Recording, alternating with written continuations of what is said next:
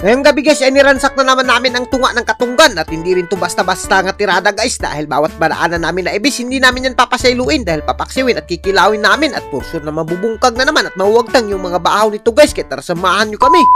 For today's video guys, basta gani gabiin na alams na matik na talaga yung spot natin dyan dahil yan yung kagamitang pandagat natin na gagamitin natin at ayan na nga, nagbabay na nga ako dyan kay Ivy habang naghuhugas yan ng kalaha at sa puntong ito guys, bumiyahe na kagad kami papunta ng aming dagat at as you can see naman guys, may nadaan pa kaming gakit dito na napakasarap naman talaga at dahil nag-crave kami ng mga isda at mga ibis guys, kaya naman nanuo na naman kami at sinama nga lang pala namin dito si Imaw at napakagaling talaga ni Imaw kumuha ng mga kasag na napakasarap naman talaga at sa puntong ito guys, napakalisod talaga ng pinagdaanan namin dahil sugok-sugok kami dito sa Katunggan na napakalisod naman talaga pero pag sugok mo sa Katunggan guys hindi ka naman magmamahay dito dahil napakaraming ibis at bawat madaanan talaga namin na ibis hindi namin yan papasailuin at kung nakikita nyo guys minsan tagtulo pa yung napapana ganito kaganda dito sa dagat namin at yung sudlanan nga pala namin guys ay picture lang kaya nalilisudan kami dahil umaambak yung mga ibis dito na nakukuha namin pero naku talagang hindi yan makakawala dahil kami ay gutom na gutom at kailangan namin silang kainin at sa puntong ito guys may naispatan akong kasag dito na tingin ko ay bago pa to ninubuan ng bagang at tingin ko hindi pa kumpleto yung ngipon ng kasag na to kaya sobrang bata pa at sobrang gamay pa pero naku hindi namin yan papasailuin dahil nangangailangan kami ng kasag dahil yan yung order ni Ivy sa amin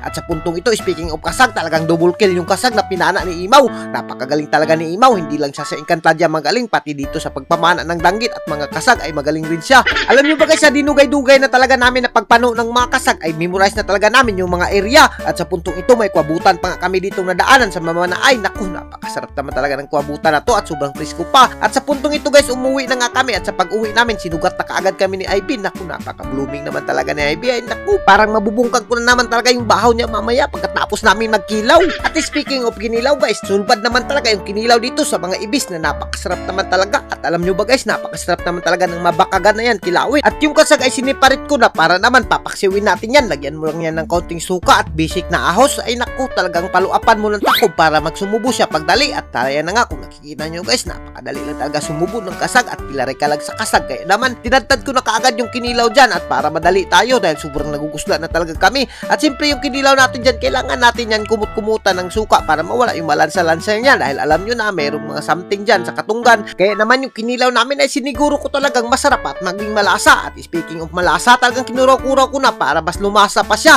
at siyempre hindi pwedeng hindi natin yan tilawan yung ating kinilaw na napakasarap naman talaga at pag tilaw ko ay naku naglalaway na naman yung nanonood na marites sa atin at sa puntong ito guys kumuha na kaagad ako dito ng dahon ng saging dahil yan yung gagamitin natin dahil medyo matagal-tagal na rin tayo hindi nakapag-budol fight dito at siyempre si Ivy napaka-active talaga yan pagdating sa bahaw kaya hinukad yan na yung bahaw na napakasarap naman talaga dahil bubungkagin natin yan at sa puntong ito binubuo na kaagad niya yung pinaksiw na napakasarap naman talaga napakasimple lang talaga nung kainan namin dito guys pero naku kung nakikita nyo yung pagkain namin kahit babalik-balik ay hindi ka rin magmamahay kahit kami ganito rin yung mga ginagawa namin dito at kasama pa nga namin si Imaw dito na napakasarap naman talaga kumain alam nyo ba guys dito sa lugar namin kapag nag-food trip kami napaka-basic na lang talaga sa amin yung mga kinilaw na mga ganito parisan mo ng kaunting suka at ng bahaw ay naku mabubungkag naman talaga at kung umabot ka sa video na to guys mag-comment ka kung taga saan ka para malaman na rin namin kung saan umabot yung video namin at shoutout nga pala sa mga taga Cebu dyan at palaging nagugusla sa kakapanood sa atin mabuhay kayo dyan mga idol hanggat gusto nyo